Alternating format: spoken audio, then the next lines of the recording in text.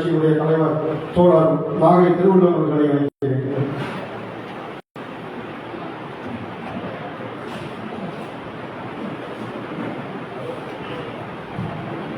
ஐக்கிய முஸ்லிம் முன்னேற்ற கழகத்தின் சார்பில் கட்சியினுடைய தலைவர் மரியாதைக்குரிய ராஜதீன் அவர்களை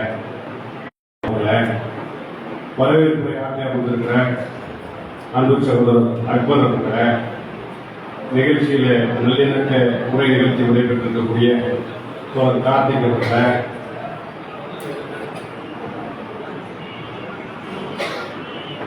எனக்கு பின்னர் உரை நிகழ்த்த இருக்கிற விடுதலை சிறுத்தைகள் கட்சியினுடைய துணை பொதுச் செயலாளர் சட்டமன்ற உறுப்பினர் அண்ணன் எஸ் பாலாஜி அவர்களை தமிழ்தேச மக்கள் முன்னணியுடைய தலைவர் தோழர் மீதா பாண்டியன் அவர்களை மறுமலர்ச்சி திராவிட முன்னேற்ற கழகத்தினுடைய சட்டமன்ற உறுப்பினரும் மாவட்ட செயலாளருமான அண்ணன் பூமிநாதன் அவர்களை சிபிஐ மாநில செயற்குழு உறுப்பினர் முன்னாள் சட்டமன்ற உறுப்பினர் தோழர் ராமசாமி அவர்களை எனக்கு முன்னால் உரைநிலையில் நடைபெற்றிருக்கக்கூடிய சமம் குடிமக்கள் இயக்கத்தினுடைய தலைவர் மரியாதைக்குரிய தோழர் வழக்கறிஞர் ராஜன் அவர்களை இந்த நிகழ்ச்சியில் என்னோடு பங்கெடுத்துக் கொண்டிருக்கக்கூடிய தமிழ் குடிகள் கட்சியினுடைய மண்டல பொறுப்பாளர் சிதம்பரம் உள்ளிட்ட மாவட்ட செயலாளர் மண்டல பொறுப்பாளர்களை இங்கே தவறாக கூடியிருக்கிற இனமான உறவுகளை உங்கள் அனைவருக்கும் தமிழ் குடிகள் கட்சியின் சார்பில் நெஞ்சார்ந்த வணக்கங்களை உருவாக்கிக் கொள்கிறேன். ஐக்கிய முஸ்லிம் முன்னேற்ற கழகம் நடத்தி கொண்டிருக்கிற இந்த சமூக நல்லிணக்க நிகழ்ச்சியில எனக்கு முன்னர் உரையாற்றி விடைபெற்றிருக்கிற பல்வேறு தலைவர்கள் பல்வேறு செய்திகளை இங்கே கோடிட்டு காட்டி விடைபெற்று காட்டி நேரத்தின் அருமைகளில் நானும் ஒரு சில செய்தியை மாத்திரம் இங்கே பதிவு செய்து விடைபெறலாம் என ஆசைப்படுகிறேன். பொதுவாக இந்த பெருநாள் சந்திப்பு என்பது சமூக நல்லிணக்கத்தை உறுதிப்படுத்துவதற்கு அதை விரிவுபடுத்துவதற்காக இன்றைக்கு தமிழகம் தழுவிய அளவில் அனைத்து இஸ்லாமிய இயக்கங்களாலும் ஒருங்கிணைக்கப்பட்டு நடந்து கொண்டிருக்கிறார்.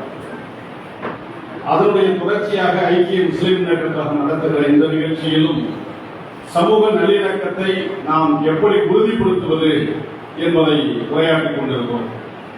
ஆனால் சமூக நல்லிணக்கத்தை சிதைக்கக்கூடிய சண்பரிவார சக்திகள் மிக வேகமாக நம்மை விட விரைந்து பணியாற்றிக் கொண்டிருக்கிறார்கள்.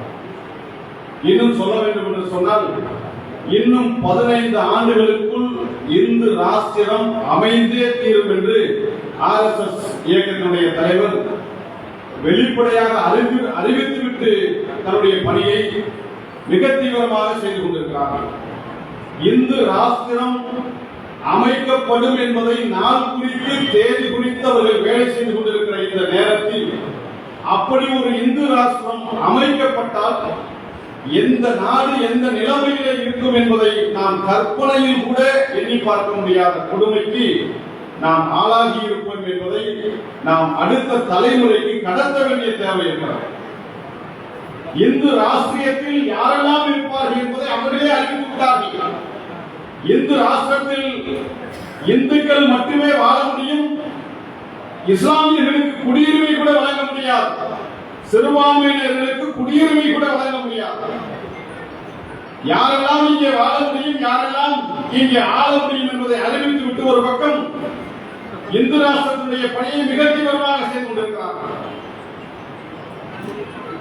இந்து ராஷ்டிரத்துடைய வெளிப்பாடாக அல்லது இங்கே தமிழகத்திலே கூட இந்தியாவிலே ராமராஜ்யம் அமைப்போம் என்று சொல்லிக் கொண்டிருக்கிறார்களே, இந்து ராஜ்யம் அமைப்போம் என்று சொல்லிக் கொண்டிருக்கிறார்களே, அந்த ராஜ்யம் அமையப்பெற்றால் இந்த நாடு எப்படி இருக்கும்? ராமராஜ்யம் அமையப்பட்டால் இந்து ராஜ்யம் அமைக்கப்பட்டால் எப்படி இருக்கும்? சரி, இந்துக்கள் அல்லாதவர்கள் வாழ முடியாது.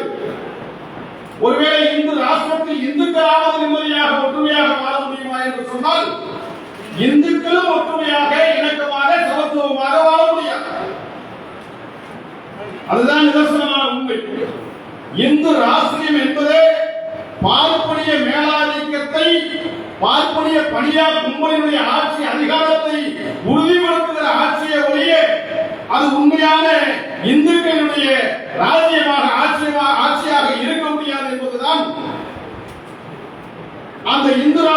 அரசியலை புரிந்து கொள்ள நம்மால் உணர முடிகிறது. எனவே இந்து ராஷ்டிரம் என்கிற கோட்பாட்டை இந்த மண்ணிலே விதைப்பதற்காக அவர்கள் எல்லா விதமான முயற்சிகளையும் மேற்கொண்டு வருகிறார்கள். என்ன வகையான முயற்சிகள் எல்லாம் மேற்கொள்கிறார்கள்? எவையெல்லாம் சமூக நல்லிணக்கத்தை ஏற்படுத்துவோ அவற்றையெல்லாம் சிதைக்கக்கூடிய வேலை. சாதி ஒழிய வேண்டும் என்று நாம் பேசிக் கொண்டிருக்கிறோம். அந்த சாதி இறுக்கம் பெற வேண்டும் என்று இந்து ராஜ்யம் அமைய வேண்டும் என்று பேசிக் கொண்டிருக்கிறார்கள். ஒரு காலத்தில் இந்து ராஜ்யம் அமைய வேண்டும், இந்துத்துவாவை இந்த மண்ணிலே ஆழப்படுத்த வேண்டும் என்பவர்கள் வெளிப்படையாக பேசிக் கொண்டிருக்கிற கருத்துக்களை இன்றைக்கு ஜாதி சங்க தலைவர்கள் பேசிக் கொண்டிருக்கிறார்கள். மதத்தை முன்னிறுத்தி பேசிக் கொண்டிருக்கிற தலைவர்கள் பேசிக் கொண்டிருக்கிறார்கள். இனத்தின் அடையாளம் என்கின்ற பெயரிலே, தமிழ் தேசியம் என்கின்ற பெயரிலே வலதுசாரி தமிழ் தேசிய அரசியலை பேசிக் கொண்டிருக்கிற தலைவர்கள் இந்த மண்ணிலே வளர்ந்து கொண்டிருக்கிறார்கள். எல்லா வகையிலும் தமிழன் தமிழனாக ஒன்றிணைய கூடாது. சாதிகள் ஒளிர்ந்த ஒரு சமத்துவ சமூகம் இங்கே உருவாகிவிடக் கூடாது. சமூக நல்லிணக்கமாக இங்கே அனைவரும் வாழ்ந்துவிடக் கூடாது. அப்படி வாழ்ந்தால் நாம் இந்து ராஜ்யத்தை அமைக்க முடியாது என்பதற்காக இந்து ராஜ்யம் அமைக்க வேண்டும் என்கின்ற அந்த குழுக்கள் பல்வேறு குழுக்களை உருவாக்கி சாதிகளை உடைக்கக்கூடிய வேலைகளை, சாதியத்தை இறுக்கமாக்கக்கூடிய வேலைகளை, இந்துத்துவ கோட்பாடை மிக வலுப்பெற செய்யக்கூடிய பணிகளை எல்லாம் இங்கே சில இயக்கங்களின் மூலமாக, தலைவர்களின் மூலமாக விதைக்கக்கூடிய ஒரு மோசமான அரசியலை நாம் இங்கு கொண்டிருக்கிறோம். இந்த மண்ணிலே இந்து ராஜ்யத்தை நேரடியாக அமைக்கிறேன் என்று சொல்பவர்களை நம்மால் அடையாளம் காண முடிகிறது.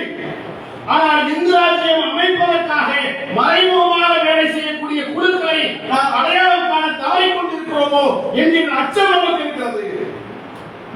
நேரடியாக இந்து ராஜ்யம் அமைக்க வருபவர்களும் மறைமுகமாக இந்து ராஜ்யத்தை அமைக்க உதவுபவர்களையும் அடையாளம் கண்டு அவர்களை இந்த மண்ணிலே இருந்து, இந்த சமூக நீதி அரசியல் களத்தில் இருந்து, சமூக நல்லிணக்க அரசியல் களத்தில் இருந்து அவர்களை தனிமைப்படுத்த வேண்டிய தேவை இருக்கிறது.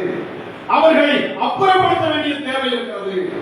எனவே அந்த அரசியலிலே நாம் சமூக நல்லிணக்கத்தை ஒன்றுபடுத்தக்கூடிய தலைவர்கள் ஓரணியிலே திரள வேண்டிய கடமை நமக்கு இருக்கிறது என்கிற அடிப்படையில் தான் இந்த சமூக நல்லிணக்க நிகழ்ச்சியிலே நாம் ஒன்றிணைந்து சமூக நல்லிணக்கத்தை வலுப்படுத்துவதற்காக கூடியிருக்கிறோம்.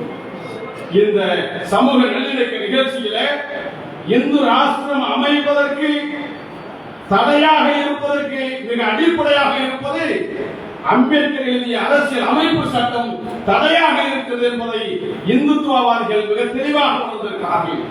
எனவே இந்து ராஷ்டிரம் அமைய தடையாக இருக்கிற அரசியல் அமைப்பு சட்டத்தை தகர்த்தெறிந்துவிட்டு அரசியல் அமைப்பு சட்டத்தை திருத்தி இந்துக்களுக்கான சட்டமாக அரசியல் அமைப்பு சட்டத்தை மறுநிறுத்தம் செய்வதற்கான முயற்சிகளில் ஈடுபட்டுக் கொண்டிருக்கிறார்கள். அந்த அடிப்படையில் தான் அரசியல் அமைப்பு சட்டத்தை மெல்ல மெல்ல சிதைக்கக்கூடிய முயற்சியும் நடந்து கொண்டிருக்கிறார்கள். ஆனால் நாம் எல்லோரும் அரசியல் அமைப்பு சட்டத்தை அம்பேத்கர் எழுதிய சட்டமாக, அம்பேத்கர் ஒரு தாழ்த்தப்பட்டவர் என்பதால் அது தாழ்த்தப்பட்டவர்களுக்கு ஆதரவாக இருக்கக்கூடிய சட்டமாக இருப்பதாக எண்ணிக்கொண்டு இன்னும் அரசியல் அமைப்பு சட்டத்தினுடைய தேவையை கூட உணர முடியாத நிலையிலே நாம் நின்று கொண்டிருக்கிறோம். இந்த அரசியல் அமைப்பு சட்டம் தான் இந்த சமூக நல்லிணக்கத்தை வலியுறுத்துகிறது. இந்த அரசியல் அமைப்பு சட்டம் தான் சமத்துவத்தை வலியுறுத்துகிறது. இந்த அரசியல் அமைப்பு சட்டம் தான் சமூக நீதியை வலியுறுத்துகிறது. எனவே சமூக நல்லிணக்கத்தை வலியுறுத்துகிற, சமத்துவத்தை வலியுறுத்துகிற இந்த அரசியல் அமைப்பு சட்டத்தை பாதுகாப்பதன் மூலமாகத்தான் இந்து ராஷ்டிரம் அமைவதை நாம் தடை செய்ய முடியும், தடுக்க முடியும் என்பதை உணர்ந்து இந்து ராஷ்டிரம் அமைவதற்கு நாம் ஒருபோதும் அனுமதிக்க முடியாது என்கிற அடிப்படையிலே அந்த இந்துத்துவ சித்தாந்தத்தினுடைய வேறாக இருக்கக்கூடிய அந்த சாதியத்தினுடைய இறுக்கத்தை ஒழிக்கக்கூடிய அரசியலை நாம் இன்னும் மூர்க்கமாக முன்னெடுக்க வேண்டும் என்று சொல்லி இந்த நிகழ்ச்சிக்கு அழைத்ததற்காக நன்றி சொல்லி விடைபெறுகிறேன். நன்றி.